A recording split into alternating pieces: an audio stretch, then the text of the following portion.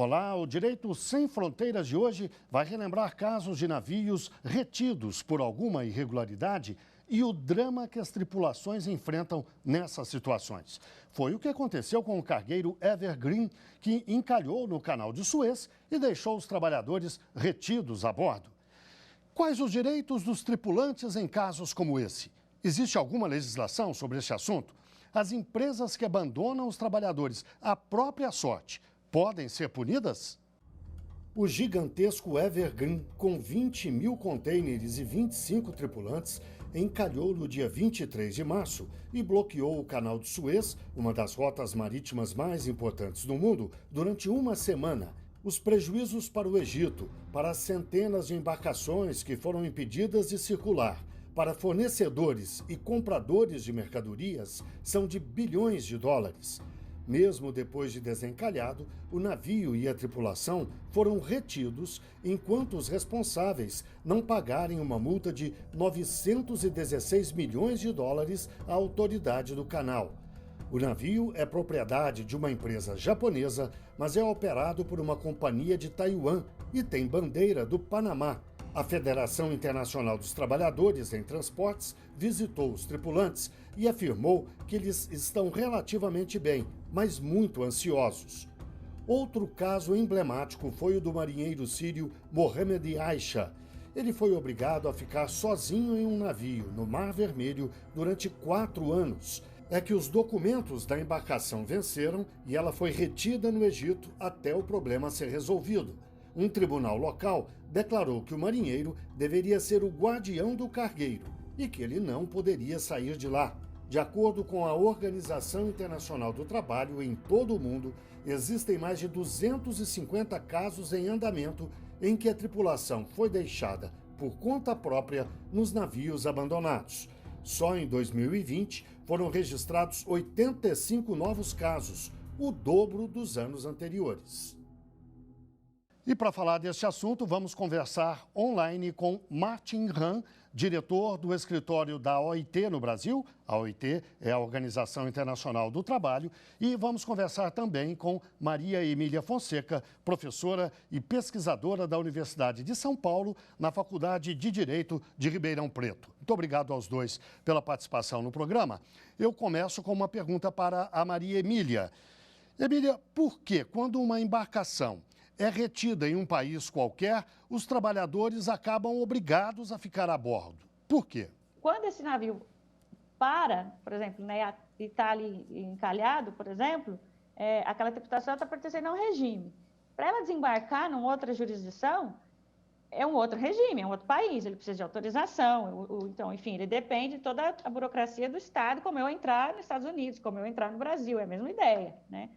Então, esses tripulantes muitas vezes ficam, né, sob o domínio da bandeira, da legislação que o país, portanto, pertence, e uns países protegem mais, outros não.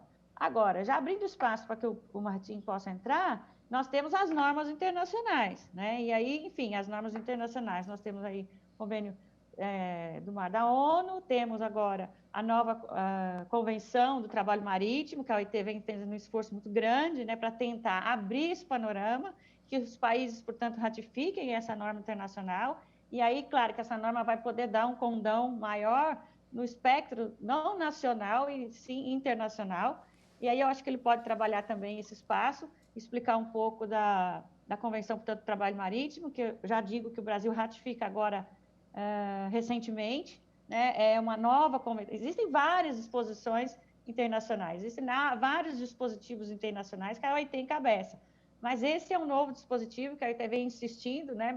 Que aí a meta de 100 países para que chegue na ratificação, portanto, quando eu ratifico, o Brasil ratifica uma norma internacional, eu internalizo essa norma. Então, quer dizer, ela passa a ser um instrumento de apoio para aqueles trabalhadores que estejam naquele navio, por exemplo, sob a jurisdição do Brasil, sob a jurisdição, no caso, de países que ratificaram, ou que seja, internalizaram essa norma.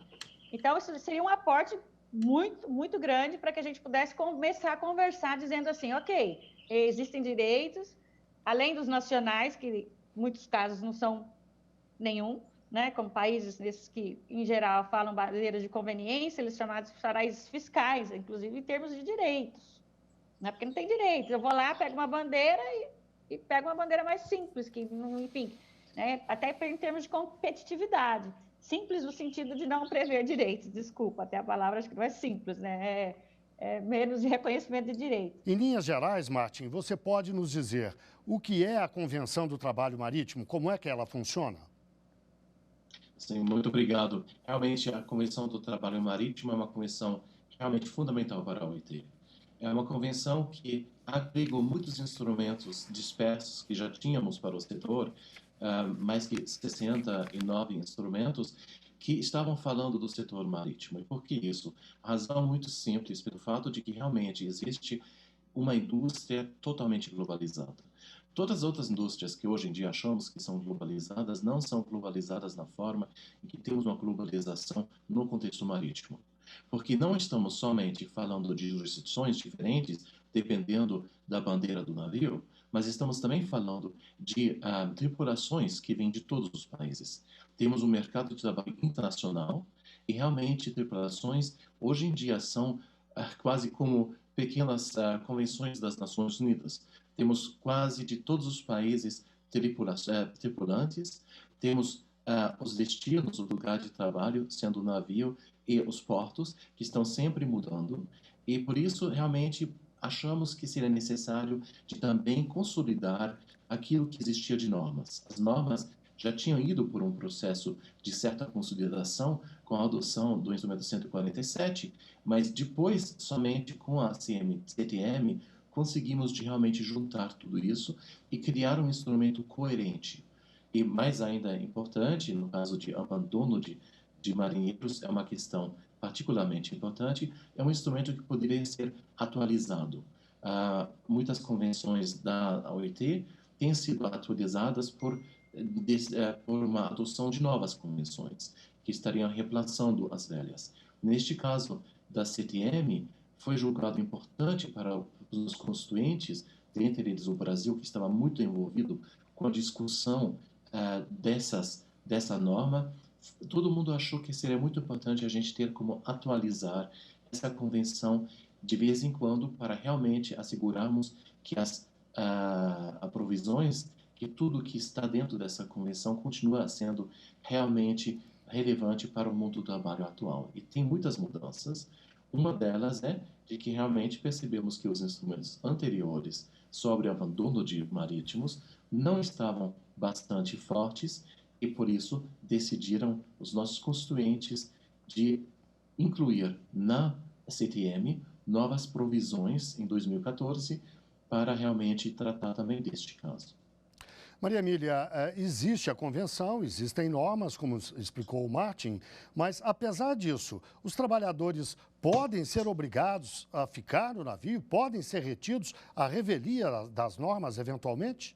Primeiro, você tem que diferenciar, né? Se eu tenho uma ação, né, em que envolva perigo, dano, enfim, diversas atividades que, por exemplo, a norma internacional fala que o comandante seria o último a deixar o navio, que ele teria, portanto, alguns deveres quanto à proteção, né? Inclusive se há pessoas, né, envolvidas e, enfim, riscos eminentes.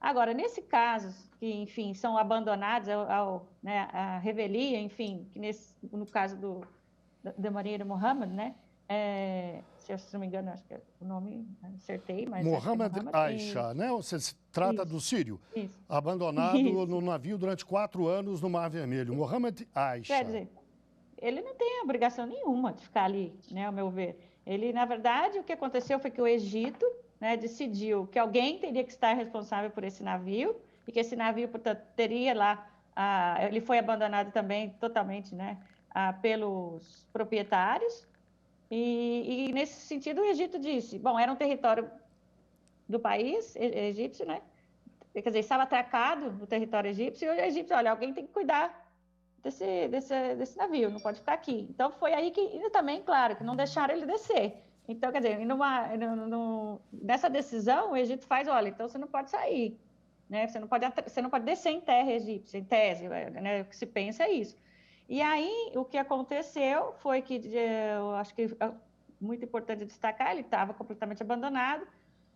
Denúncias, né, foram feitas até que tem a interferência da Federação Internacional de Transporte, né, em inglês ITF, e aí fizeram uma negociação com o governo de que a ITF se predispôs que um egípcio cuidasse do navio para que ele pudesse sair, né? Então, quer dizer, ele não tinha nenhum, e ademais, ele era tripulante, ele não era o comandante, né, digamos, ele não tinha dever nenhum, só que, claro, ele não podia descer na terra egípcia. Então, ele ficou, né? Acho que o Marcos pode acrescentar. E talvez seja importante, realmente, nós falamos um pouco dessas dificuldades, porque temos a jurisdição do Estado de bandeira sobre o navio, sobre as regras trabalhistas, que são, hoje em dia, porque temos 91% de todas as toneladas no mundo, agora fazem parte de estados que têm ratificado a convenção. Então, temos uma coerência na matéria trabalhista.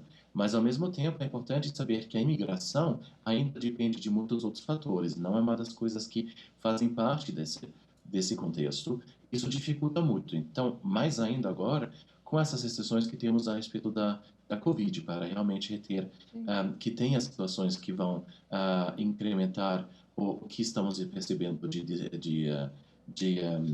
distribuição do vírus, de propagação do vírus. Por isso, existe uma grande dificuldade, já tinha isso antes, com marítimos tentando acessar portos, tentando sair para ter férias, para poder também transitar de um navio para outro. Isso sempre já foi uma questão importante, temos uma convenção específica sobre isso, a 185, que fala de documentos de identidade para marinheiros, para que eles possam realmente mostrar que estão fazendo isso em função que tem que precisam entrar em função do seu trabalho, mas isso agora ficou mais difícil ainda. Realmente, especialmente em casos de abandono, quando estão faltando os vínculos com o empregador, onde realmente não mais estão sendo tomadas as necessidades, precauções, existe esse problema de imigração, esse problema de repatriação do marinheiro. E é isso que as mudanças que foram decididas para a Convenção do Trabalho Marítimo são tão importantes, porque realmente tentaram ajudar nesse contexto para que tenhamos mais clareza e muito mais direitos para os trabalhadores. Martin, ainda sobre o Mohamed Aisha, esse marinheiro sírio que ficou retido durante 4 anos no Mar Vermelho, ainda sobre ele, o marinheiro pode pedir indenização? Se sim, a quem? A indenização vai depender do direito nacional, é claro. O que a Convenção claramente determina é que ele tem direito diretamente, não somente do proprietário do navio, mas diretamente de uma seguradora, outro esquema nacional de reter, de sacar ao menos 2 salários. O problema de 4 salários, desculpe, 4 salários. O problema do abandono é que muitas vezes não existe mais a possibilidade de realmente ter regresso à entidade que fez o contrato com o marinheiro. Então, é importante que tenha outro sistema de proteção. É isso que prevê a convenção. O Estado de bandeira necessita assegurar que tenha essa proteção, um instrumento financeiro, ou talvez um esquema nacional de proteção, para que realmente os danos não fiquem com o marinheiro. E com a nova definição de abandono de 2014, também sabemos que já depois de 2 salários não pagos, 2 meses de salário não pagos, os marinheiros têm o direito, e deveriam exercer esse direito também, para ser muito sincero, de requerer esses salários atrasados. Isso é uma situação que realmente mudou muito, mas também, ao mesmo tempo, levou a um aumento de casos. Hoje em dia, observamos, talvez pela Covid, pela situação difícil em que está grande parte da economia, da crise econômica, mas também talvez pelo fato de que cada vez mais temos gente reportando, fazendo o relatório de que estão na situação de abandono, tivemos realmente aumentos importantes nos últimos 2 anos. Ainda sobre o caso do Mohammed Aisha, ou mesmo sobre aqueles outros marinheiros que ficaram retidos lá no Canal de Suez, quem se envolve numa situação como essa recorre a quem? Mas eu vou pedir que você responda daqui a pouquinho, logo depois do intervalo. O Direito Sem Fronteiras volta já já.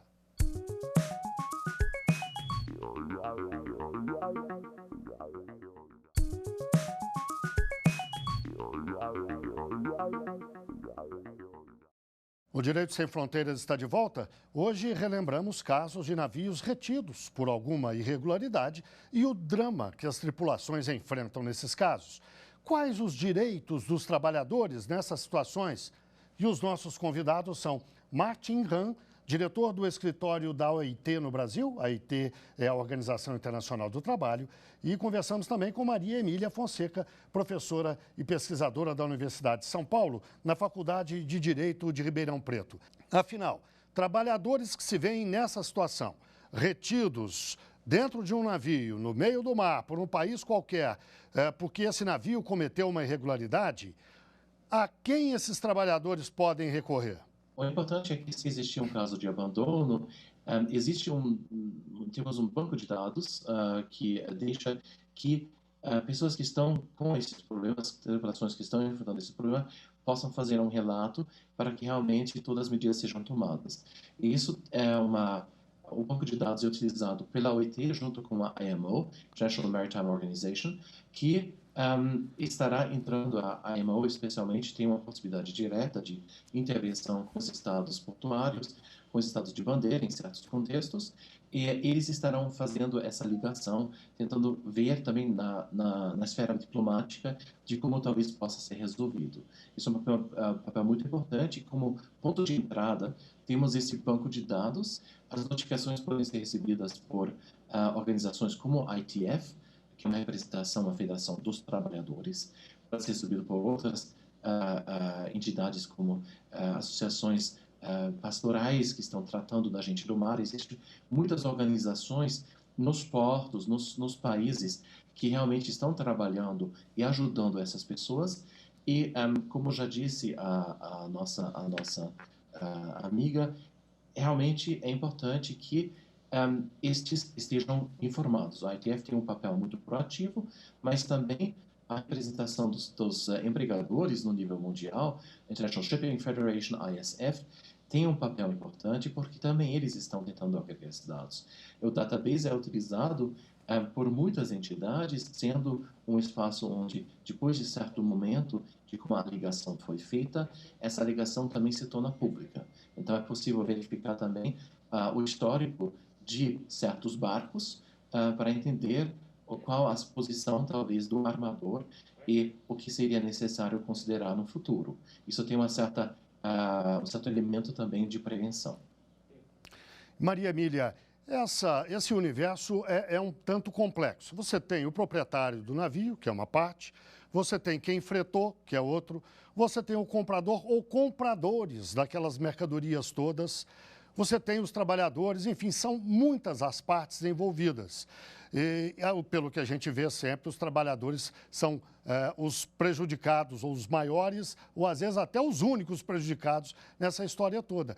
Como responsabilizar as outras partes, as partes que com certeza têm alguma culpa no cartório? Eu vou insistir na mesma ideia em que, de fato, é aquela velha frase, né? Muitas vezes eu ganho, mas não recebo, né? Então, assim, segundo buscando essa ideia de compatibilizar a parte de recebimento, eu acho que a OIT faz bem e investe na ideia de seguradoras, né? Ou seja, e também uma ideia de certificação, né? Que acho que a gente não falou ainda da própria convenção. É uma ideia interessante que os empregadores vêm aí comprando essa ideia que eu certifico, por exemplo, e a própria convenção vai puxar. Eu achei muito interessante também, Marta, é que essa ideia de certificar. Então, eu tenho um navio certificado, que eu tenho aí algum panorama em que ele possa já mostrar, né, de cara, comercialmente falando, que ele tem uma garantia, né? Ele tem uma garantia. Porque se eu não te dou uma garantia, em tese, quem vai, até os empregadores ou, digamos assim, nessa triangulação, né, digamos, porque no caso de Suez foi isso, né? Uma empresa japonesa, se não me engano, a seguradora alemã e com trabalhadores de diversos cantos do mundo, né? Então, quem responsabiliza nesse caso, né? É óbvio que, em tese, é o proprietário do navio, né? A princípio. Né? E depois o Marcos pode me ajudar com as diretrizes da convenção. A princípio né? Agora, esse intermediador aí, né?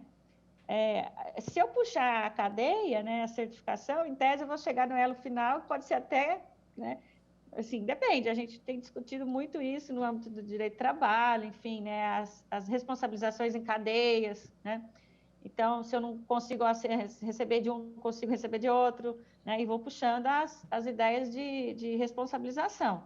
Mas isso é muito novo, né, isso tem sido muito discutido, por exemplo, em danos quanto a acidente, meio ambiente de trabalho no Brasil, né, teses vêm sendo já defendidas, né, sobre até por, né, dano em cadeia. Então, é interessante essa ideia, né? Mas aí, claro que eu vou depender também da legislação, a legislação que vai estar ligado a esse trabalhador, que no caso o Brasil poderia estar, né, sendo discutido uma ideia dessa, e assim, pela legislação brasileira e pela jurisprudência brasileira, não me surpreenderia em algum momento, né, futuro que essa responsabilização vá ser aceita, né, em casos, né, em alguns casos primários já se discute, mas estou falando de responsabilização mesmo, em cadeia, né, ou seja, cobro de um, cobro de outro, cobro até eu chegar no pagamento final. Sim. Mas depende muito do que, assim, eu vou estar enfrentando em termos de legislação a ser aplicada, né? Muitos recorrem à bandeira de conveniência. Martin, a Emília se referiu à certificação de navios. Esse é um projeto, é uma ideia ou já está sendo aplicado?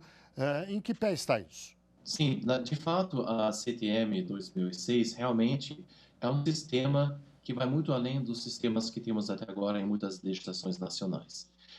A CTM é baseada em uma premissa muito importante, talvez que precisamos pensar antes, que o armador é o principal responsável pela tripulação. Isso realmente, o armador é a pessoa ou a entidade que é a mais, que é realmente responsável. Ao mesmo tempo, temos a responsabilidade do Estado de Bandeira, que decidiu de registrar este navio sob sua bandeira. E no contexto internacional, isso tem muitas repercussões. A CTM prevê que existe uma certificação dos navios pelo Estado de Bandeira, precisa fazer uma fiscalização para entender se realmente tudo está em ordem.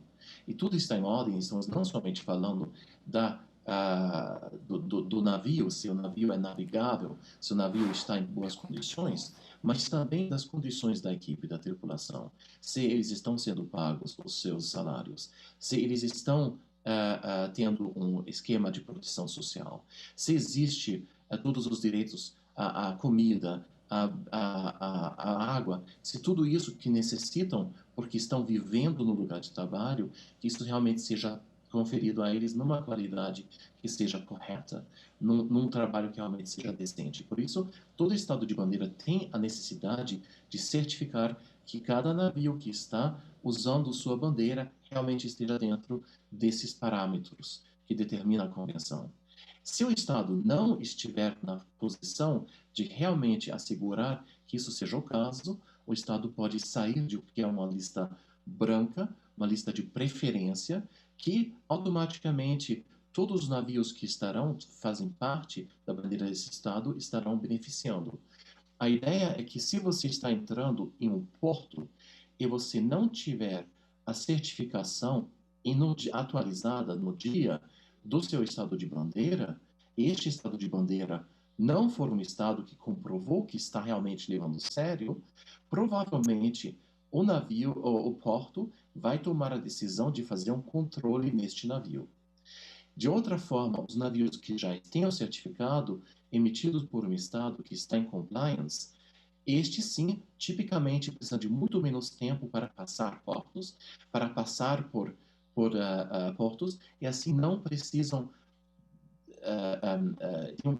tem uma necessidade de recursos muito menor, porque o tempo sempre é dinheiro, especialmente na navegação. E por isso existe um grande incentivo para estados de bandeira a se juntarem à convenção. Hoje em dia já temos 91% das toneladas internacionais que fazem parte da convenção, só para a convenção. E existe um interesse muito grande na decisão dos empregadores, na decisão do armador, quando está decidindo com que bandeira gostaria de ter o seu navio operar, de que usem uma bandeira de um estado que esteja realmente totalmente em concordância com as regras da CTM, porque essas regras vão agilizar o tempo em que o navio estará no porto, vão assegurar que tenhamos uma proteção devida aos trabalhadores e que realmente muitas dessas questões que antigamente eram difíceis de resolver precisam ser resolvidas sempre olhando centenas de legislações diferentes, que agora possam ser realmente resolvidos muito facilmente, utilizando a CTM como uma base para entender quais os direitos dos marinheiros nesses navios. Bem, chegamos ao fim do nosso programa. Eu agradeço mais uma vez a participação tanto do Martin Han, diretor do escritório da OIT no Brasil, a OIT é a Organização Internacional do Trabalho, quanto a participação de Maria Emília Fonseca, professora e pesquisadora da Universidade de São Paulo, na Faculdade de Direito de Ribeirão Preto. E muito obrigado, claro, também a você que nos acompanhou até agora. Veja a nossa programação no site da TV Justiça e também no nosso canal no YouTube. O nosso e-mail é direitosemfronteiras@stf.jus.br. Até o próximo programa.